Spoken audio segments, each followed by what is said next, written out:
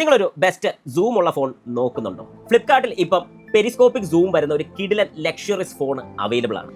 ഏതായാലും ഒരു ഫോൺ നോക്കുന്ന സമയത്ത് അതിലൊരു കമ്പാരിസൺ കൂടെ നമുക്ക് നോക്കുന്നതാണ് ഏറ്റവും നല്ലത്. മോട്ടോറോളയുടെ എഡ്ജ് 17 Pro Plus അതിന്റെ കൂട്ടത്തെ കമ്പയർ ചെയ്യാൻ പറ്റുന്ന വിവോയുടെ V70 എന്ന് പറയുന്ന ഒരു ഫോണാണ്. നമുക്ക് ആദ്യം പറഞ്ഞ കാര്യം തൊട്ട് തന്നെ തുടങ്ങാം. അതായത് camera. Vivo V70 50 mega pixel size main ക്യാമറയാണ് വരുന്നത്. കളേഴ്സ് ഔട്ട്പുട്ട് ആണെങ്കിൽ റേറ്റ് ഫോട്ടോസിനൊക്കെ നല്ല കിടിലൻ ക്യാമറ തന്നെയാണ്. പക്ഷേ ഇതിൽ വൈഡ് ആംഗിൾ 8 മെഗാ പിക്സൽ മാത്രമാണ് വരുന്നത്. ഓവറോൾ ഒരു ഫ്ലാഗ്ഷിപ്പ് ഫോണാണെന്ന് ജസ്റ്റ് പറയാം.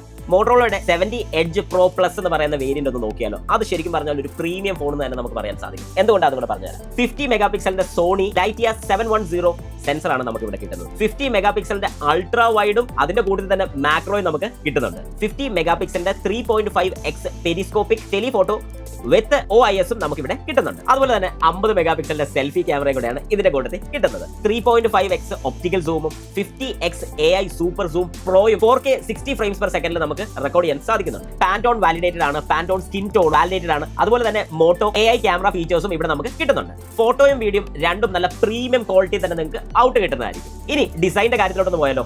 മോട്ടോറോളയുടെ എഡ്ജ് 17 Pro Plusൽ നമുക്ക് ക്വാഡ് കർവ്ഡ് ഡിസ്പ്ലേ ആണ്. 7.19mm ultra thin പ്രൊഫൈലാണ്.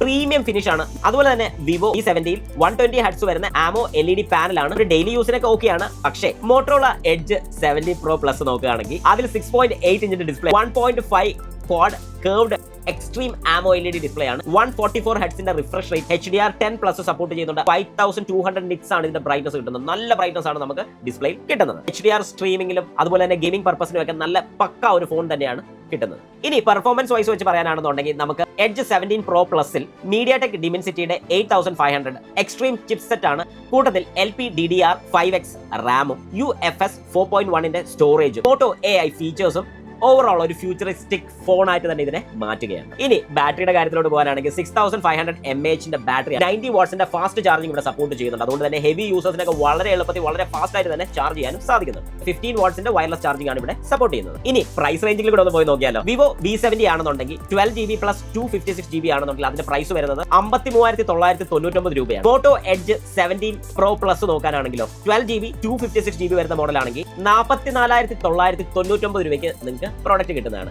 ഇനി നിങ്ങൾക്ക് പെരിസ്കോപ്പിക് സൂം വേണ്ട, വയർലെസ് ചാർജിംഗും വേണ്ട എന്നുണ്ടെങ്കിൽ മോട്ടോറോളയുടെ തന്നെ എഡ്ജ് 70 Pro എടുക്കാൻ സാധിക്കും. 36,999 രൂപയ്ക്ക് ഈ ഒരു പ്രോഡക്റ്റ് കിട്ടും. അപ്പൊ ഇനി വെയിറ്റ് ചെയ്യേണ്ട. ഈ വരുന്ന ജൂൺ 11 ഫ്ലിപ്കാർട്ടിൽ ഇതിന്റെ ലോഞ്ച് വരുന്നുണ്ട്. എത്രയും പെട്ടെന്ന് ബുക്ക് ചെയ്ത് വാങ്ങിച്ചോളൂ.